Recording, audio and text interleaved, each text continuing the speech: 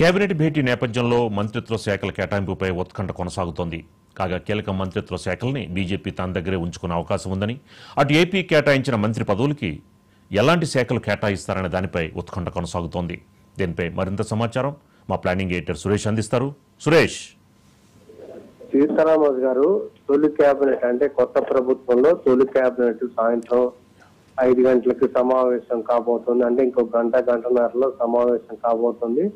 అయితే ఈ తొలి సమావేశానికి ముందు జరిగిన ఒక పరిణామం ఏంటంటే కేరళలో తొలిసారి బీజేపీ అక్కడ ఒక సీట్ ని గెలుచుకుంది. త్రిశూర్ నుంచి సురేష్ గోపి గారు, సినిమా నటుడు సురేష్ గోపి గారు ఆయన విజయం సాధించారు. ఆయనకి సహాయ మంత్రిగా కేంద్ర కేబినెట్ లోకి తీసుకున్నారు.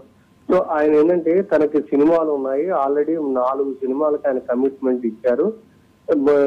కేంద్ర మంత్రిగా ఉంటే ఆ సినిమాల్లో చేయలేను కాబట్టి కేంద్ర మంత్రి పదవికి తాను వైదొలుగుతానని, అదేవిధంగా బీజేపీ అగ్రనాయకత్వానికి తెలిపాను.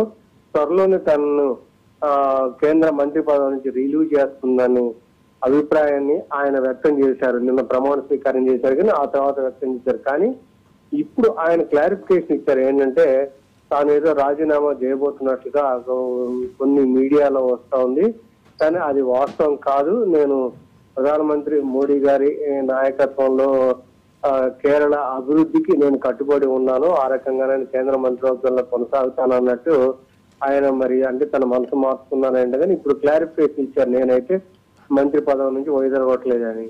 సో అది కీలకమైన అంశం సంబంధించి ఇంకో ఓకే సీతారామరాజు గారు. Right, thank you Suresh.